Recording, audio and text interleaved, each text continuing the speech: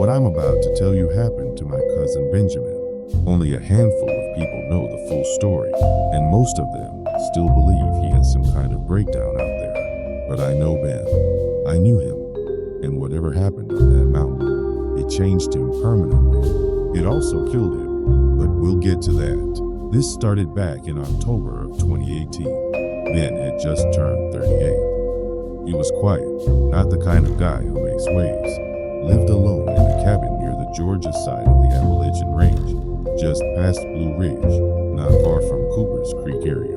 Worked as a volunteer ranger in his off time. The man knew those woods.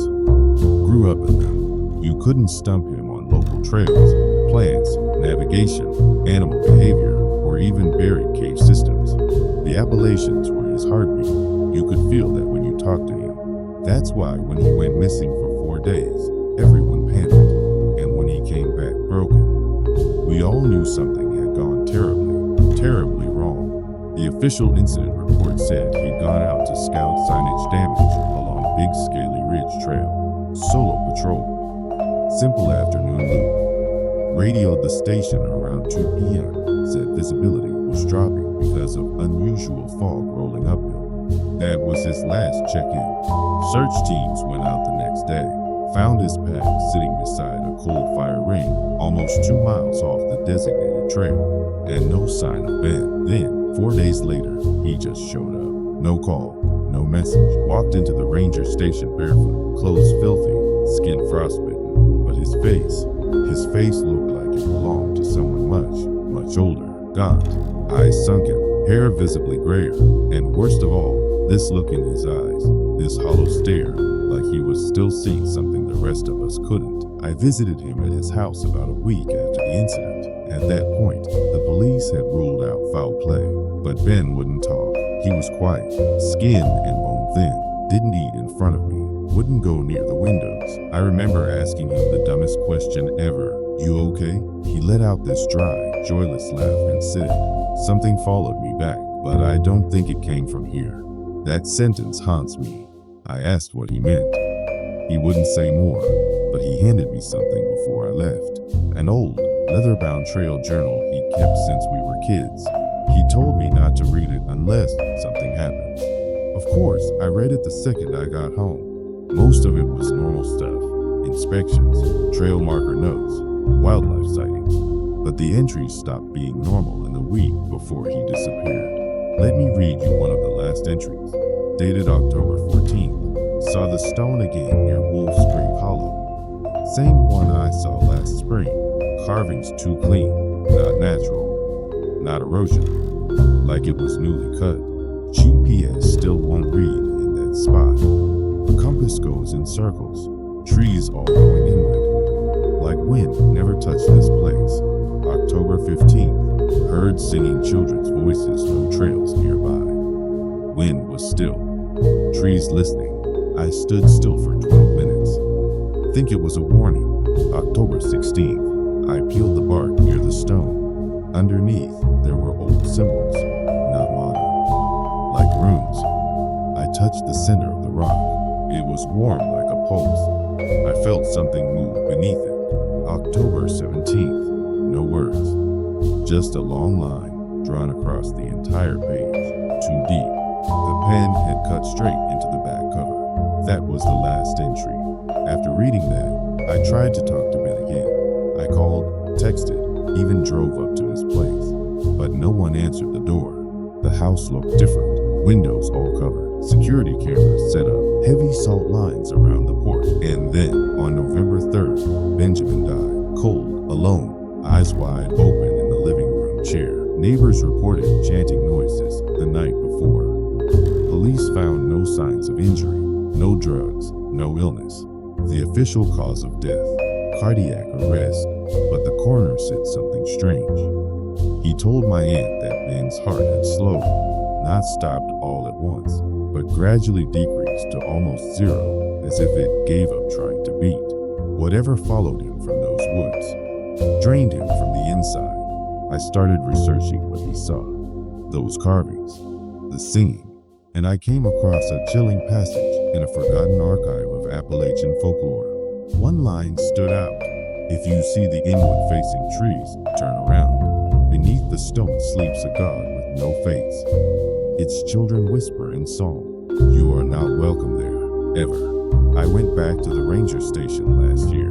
That trail, the one Ben vanished on, it's gone. 3 landslides took out most of the path, but when I searched the satellite map just to be safe, I noticed something. Where the trail used to be, there's now what looks like a perfect circle of forest, untouched by time, thicker than anything else around it. Trees tall, symmetrical, and in the center, no vegetation, just stone bone white. No birds fly above it, no wildlife paths go near it, not even deer tracks. I've never told anyone this until now, because I think Ben knew something terrible old was waking up out there, and before it found a body of its own, it borrowed his.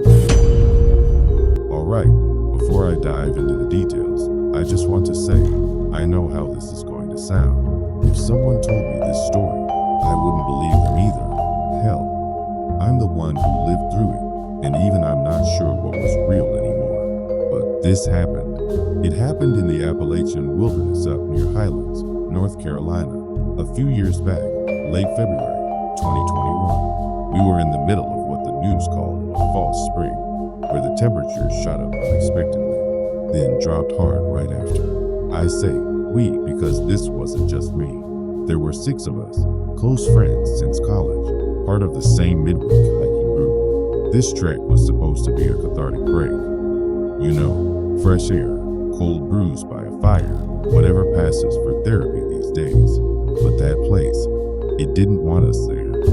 And I think we were warned. We just didn't listen. We had mapped a 3-night backpacking trail called Wolfcollar's Hollow, one of those local, secret gems passed around by word of mouth, not on any official park registry. You had to get the directions off an old WordPress blog that hadn't been updated in years. I realize now. There's probably a reason for that. Day 1 was ordinary. Cold but clear. The hike took longer than expected. We weren't seasoned pros or anything, but by mid-afternoon, we'd reached this sheltered ridge the blog had dubbed the Devil's Scoop, supposedly named for the way the valley curved inward like a palm about to close. It was stunning, empty, quiet in a way that wasn't peaceful, just heavy. We made camp, got a fire going, and by the time the sun dipped behind the trees, a thick gray mist started settling in. Not like your usual fog, not wispy or patchy. This stuff settled low, as if it had weight. We joked about the nothing from Never-Ending Story, tried to lighten the mood. Late-night creepy wilderness jokes are kind of a ritual during our hikes. But by 1 a.m., the joking stopped. My friend Brianna was the first one to hear it, the laughter. Now, I need you to really picture this. You're in your sleeping bag, fog clinging to the tent, wind dead still, and you hear faint, high-pitched laughter coming from deep in the woods. Not close, but not far enough either. We paused, waited, and thought maybe it came from a group passing by or kids camping nearby. That hope died quickly, though. Why? Because the laughter stopped dead the moment we spoke, like the sound was waiting, listening. By morning, everything felt strange. Our firewood pile had been rearranged. Not knocked over, not stolen, just carefully arranged in a circular pattern, and in the dead center was a human tooth. At first, we figured it had to be from some animal, maybe a coyote or wildcat gnawing on old bones. Except, it was molar-sized, smooth, clean, perfect. There was no blood, no fur, just the tooth, sitting there like a warning piece on a chessboard. We almost packed up right then, but group logic kicked in. It's probably nothing. Don't get each other spooked. You know how people are. We're biologically wired to rationalize nightmares, so we can keep going. So we stayed. That next night, the temperature plummeted fast. 1 minute we were roasting marshmallows, and 20 minutes later, our breath turned white, the kind of cold that sinks into your core, and with it came that same fog again. Only this time, it was worse, heavier, denser. The kind of fog you could hear forming, as if it crept through the trees like liquid silk. And that's when we saw them, silhouettes in the mist, tiny, childlike, too thin, dozens of pale figures, barely ankle high, shifting in the fog around the outer edge of our clearing. Not running, not walking, just hovering there. At first, it almost looked like frost crystals until one of them tilted its head, and I swear to you, its eyes were like pits, not blank or dead, but just wrong for the size of the face. Too wide, even hunched over. It didn't move like a child. It grew taller as it moved. Smoothly, mechanically almost. My buddy Tyson stepped toward the mist, yelling something. I don't even remember what, but whatever he said, it triggered something. The fog pulsed. It literally contracted and spread like it was breathing. And all at once they moved. The shapes scattered into the forest, but not away. No, they moved around us, and with them came silence. I don't mean normal woods silence. I mean total, devastating quiet. No insects, no trees swaying, nothing. That kind of silence your brain can't accept because it's too unnatural. Like listening to the bottom of a deep freezer miles beneath the ocean. We didn't sleep, just sat around the fire, eyes outward, flashlights dying one by one. Between 3 and 4 a.m., Tyson started saying he couldn't breathe. He unzipped his coat, then his shirt. Kept saying they're inside the fog. They're inside the fog. His skin was blue in patches, like the circulation was shutting down. And this was a guy who hiked in Michigan winters for fun. We heated water and rubbed his limbs down, got him under blankets. We dropped rations, jackets, anything to get through the night. When dawn finally came, we hiked out 3 miles without saying a word. We skipped breakfast. We left the tents. We dashed everything we could. Tyson never spoke about what he saw. Wouldn't acknowledge it. Didn't even speak on the ride home. 2 weeks later, he messaged the rest of us in a group chat. Just one sentence. I've been seeing figures in the frost on my windows. He moved to Arizona that year. I only heard from him once after that. He told me something that gives me chills even now. He said, I looked up Wolf Collar's Hollow after the trip. Turns out it's not even listed on state forest maps.